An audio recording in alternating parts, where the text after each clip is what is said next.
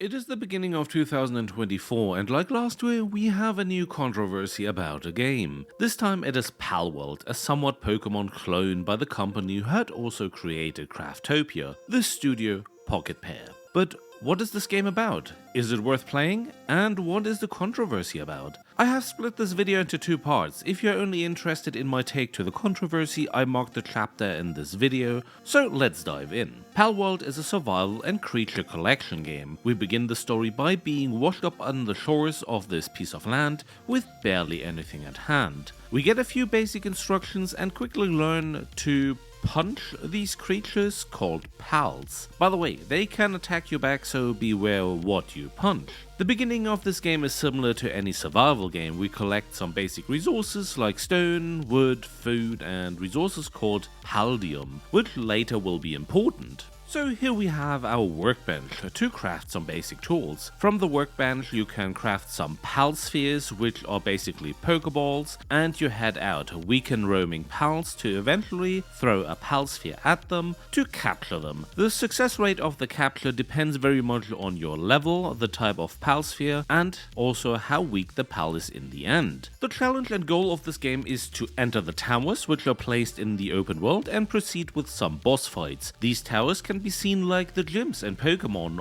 or towers you can find in ARK. In addition to a single player experience, you can also enjoy Palworld with your friends. Using invitation codes you can get people into your game or even set up dedicated servers to play with friends. The problem here is though that depending on if you are playing on Steam or Game Pass or another platform, there is a difference in versions, so it will be interesting if crossplay actually works. I wasn't able to try it yet, though for example the Game Pass version is way older and it doesn't even have a quit game button in the menu. Is the game perfect? Certainly not. Is it fun to play? Yeah, I guess so if you're into these kind of games. Now to the controversy we have here. The clothing, sound design and the start of the game very much reminds of Breath of the Wild. You run out of a cave and enter a plateau where you can see over the beautiful landscape of the world. From the sounds,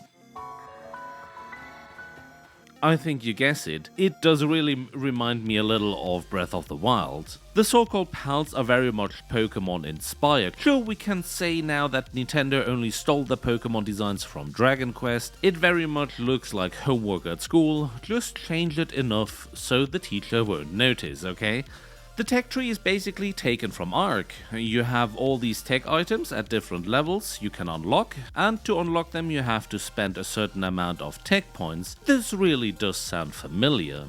The overall design of the menus have a slight chaotic style, and I'm being reminded of my adventure I had in Towers of Fantasy. If you look at the tower fights, the entire style of combat, switching through your pals, design, look and feel can be very much called inspired by Genshin Impact. Now, the biggest allegation is that Palworld has been using AI to create their artwork and other assets. While the CEO of Pocketpair truly believes in AI being the future and stating this in their tweets, I was not able to find direct proof of the game actually using AI to create their pals. I can only find assumptions. If you have real proof, please drop a comment, I would be interested to read. The worst so-called proof is that they never released any concept art, and honestly this is silly. All in all, Pocketpair has a very successful marketing, taking the best from some of the most popular games. The boycott which people are trying to establish is even helping them. All of that said, now what is happening on social media?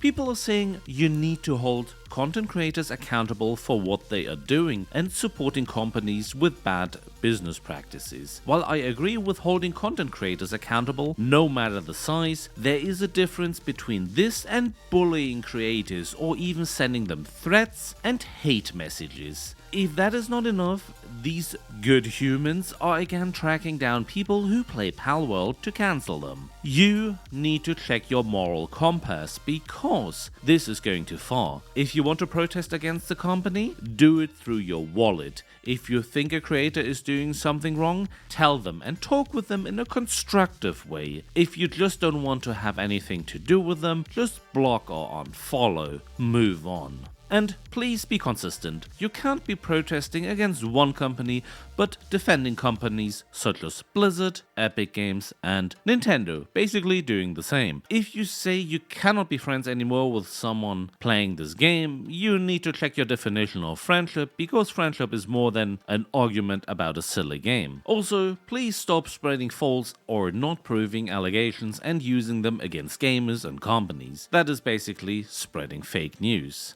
The controversy and what social media is doing right now, especially to gamers and content creators, is outrageous and going too far. The game might feel and look like a ripoff, however answering this with toxicity is not the right way. As for me, I don't know if I'm going to play it much. It is not really my kind of game. If you want to play it or not, do what you want, feel free. Palworld is available on Steam, Game Pass and Xbox. That's all from me. Be awesome to each other and take care of yourself. Thanks for watching and listening.